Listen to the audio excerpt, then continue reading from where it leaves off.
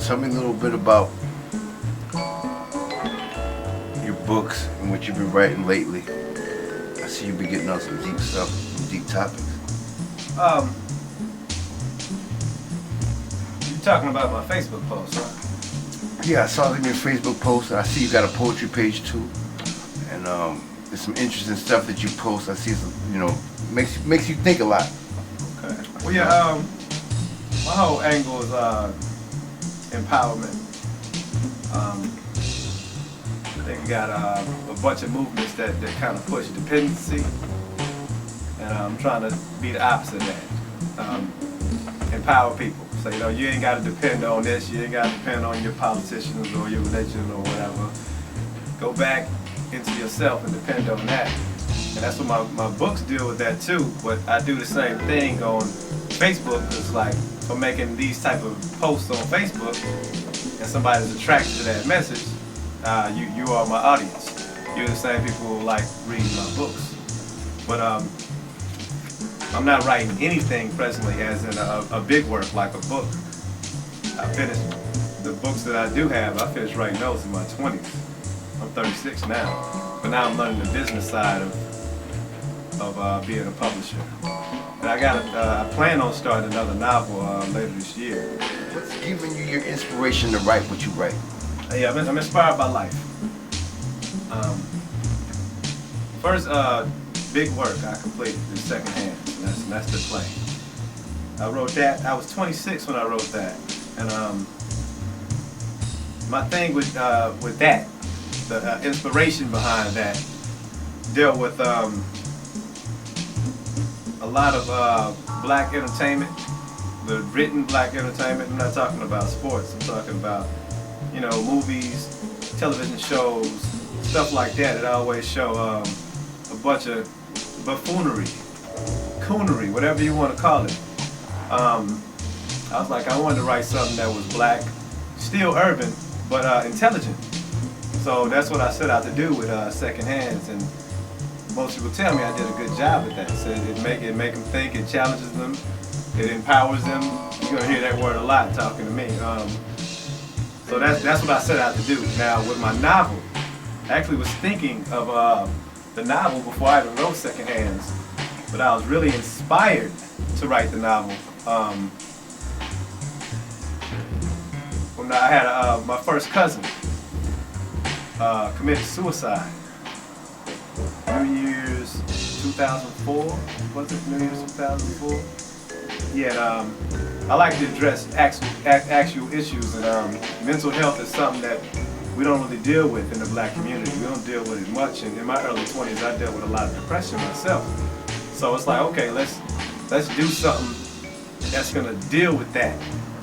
And that was the inspiration partially behind in the background, that novel. I didn't get to sit down and start writing it till I was 29, but I was dealing with that, and it's actually a process to deal with depression. It ain't just a book about depression. It's kind of like the book that'll help lead you out of depression. Yeah. So that was my purpose of writing it. That was my inspiration. What might have? Can you tell us about anything that might have happened, say, in your life or in your childhood that drove you from going on the stray road of a lot of us black Americans? This is the time when somebody would say, my church or my pastor or something like that, but that ain't my answer. There was abundance. Now, I grew up in the hood. There was abundance of everybody, taking the quote-unquote easy road, but it wasn't easy. I mean, I know these people, it wasn't easy, and nobody in my hood blew up from doing that. But I've always been the black sheep, like in my family, in the community, so everybody was doing that stuff. I was like, I didn't want to be like everybody else. So I was more the bookworm type. I thought it was cool to get A's when everybody else didn't care nothing else about it. So I just kind of fashioned myself to be doing something different. Not because I valued education that much. It's like I couldn't be like everybody else. What was going to make me stand out? I've studied what I do for a long time, and I'm still humble. You know, I think I still got something to learn. I'm always going to be learning, but as far as the sophistication of my message and my writing skill, I'm varsity. You know, just to stick with the metaphor, I'm varsity. I'm not saying I'm Michael Jordan. I'm saying I am varsity. I know what league that I play in. I know what I'm doing. You know, I can talk about it. You know, I can sit down and do it, and I can teach it. I've been writing that long. I mean, I know literature pretty well. So, in comparison to those who do have big names, that's not necessarily saying they're the best writers. You know, they had the best marketing team. They had the best way to reach their audience. If I knew how to reach my audience, it's not a question of my writing ability. Because the people I have met already, who already read my stuff, first of all, since I'm young and black, they don't expect me to write like I do at all. You know, it's like, oh, you write books? Yeah. You know, they kind of just, well, let me see something. You know, then you know, if they read or if they even just start reading a couple pages, they kind of drop their jaw like, oh shit, you really write. You know, they expect a different standard coming from somebody who looks like me. So I shouldn't be judged by that. Yeah, I'm at the level of the people who are on the bookshelf with a name, without a doubt. I'm varsity. If they varsity, I'm varsity.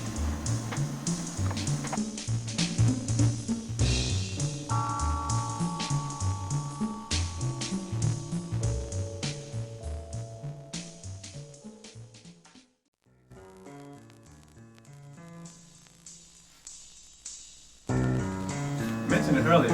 I deal with empowerment. That's the same thing I'm doing with my Facebook posts. So when I pick up a book as a reader, I wouldn't be a writer if I wasn't a reader first. As a reader, when I pick up a book, fiction or non-fiction, I'm trying to learn something. Now, I prefer fiction, but still I got that same criteria. I want to learn something, and what I'm really trying to learn something about is about me. But a good writer always writes in a manner that the audience is picking something up during the journey. So I definitely have a message in everything I write, but it's a personal message. I don't tell anybody what to believe or anything like that. I'm not that type of writer. Except believe in yourself. So I guess you kind of say that is what to believe, but yeah, it's no self-serving thing for me as an author.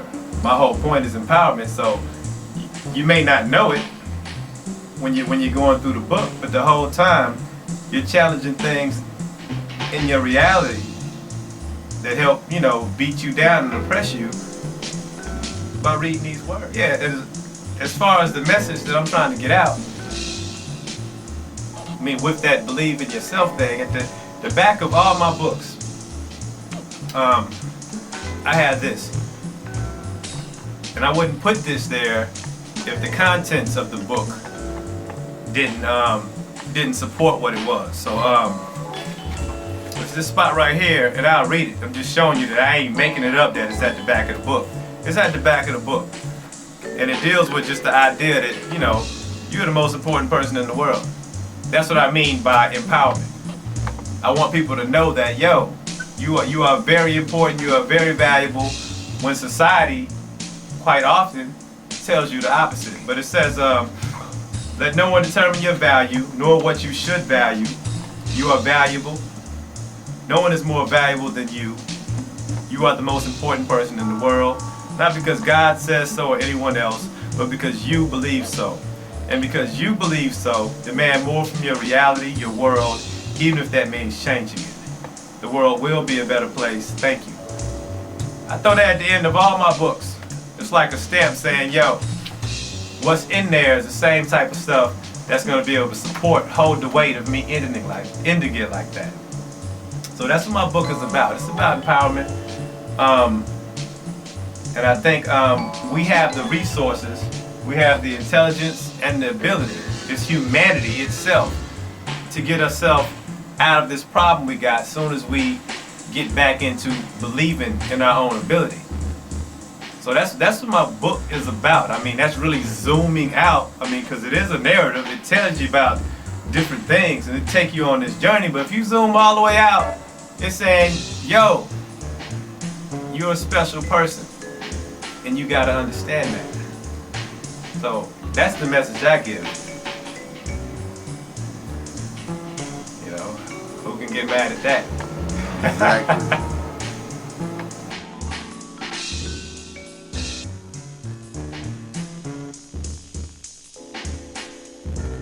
Yeah. I listen to a lot of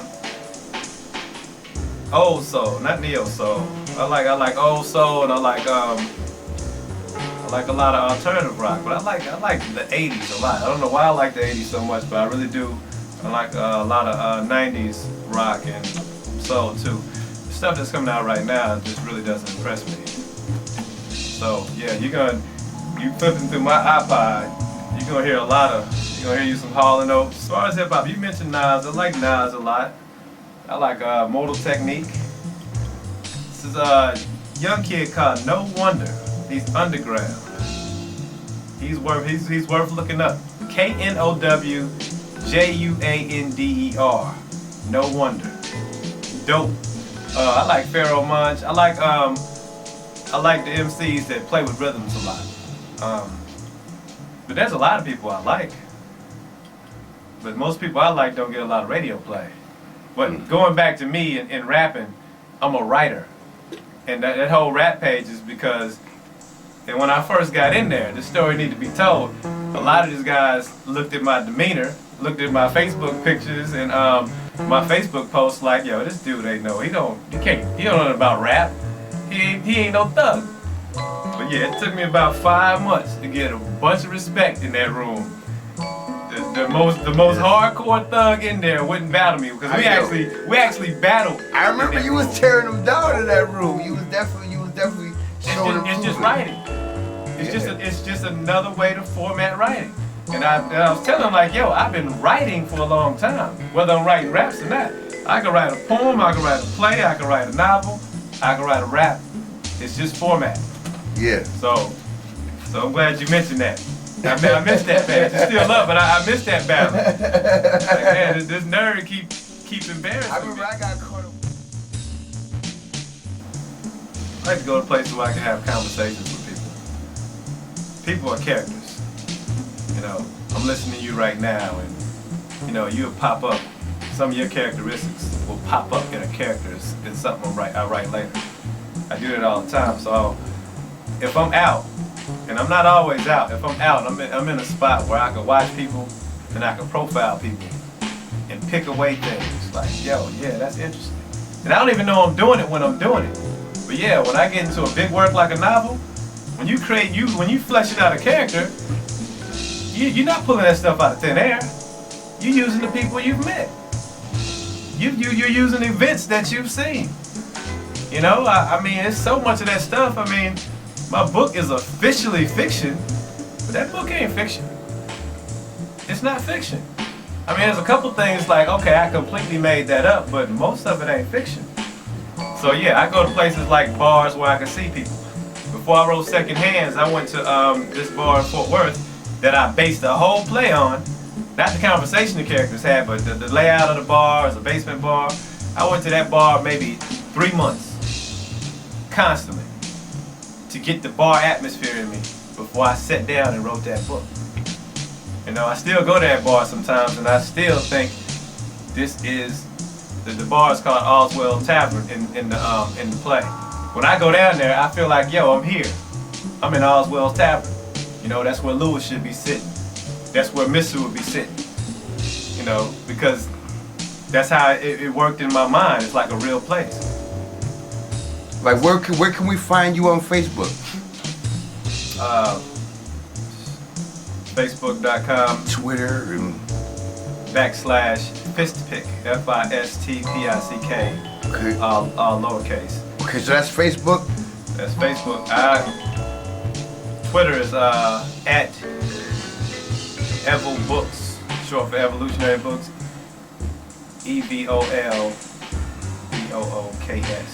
Okay. And I got my publishing page on Facebook is Facebook.com/Evolutionary. The E is capitalized, books, the B is capitalized. But yeah, I encourage contact. Because especially right now, before I really find the market, I'm encouraged by those who contact me, especially reading my work, and ask me questions like, okay, I like this, you know. It made me feel like, yo, I ain't reached, 30,000 people, but those I have reached, I've impacted, and right now, when I'm not busy around the clock, doing a bunch of events, I can have intimate communication with people reading my work. You can't do that with most authors. Right now, I mean, somebody inbox me with the right type of question. You can't be like, yo, what happened next? I ain't gonna give you that, but yeah, if you inbox me concerning my work, I'm real forthcoming with information. I like having real good dialogue with my readers. You got a good interaction with your fans. Oh yeah, definitely. And that's definitely a plus. It's a plus for both of us. It's a plus for the fan, but for me, it helps me keep going. It's like, okay, I'm appreciating. Exactly. I understand what you're saying, man. So yeah, they definitely could contact me. I would love that.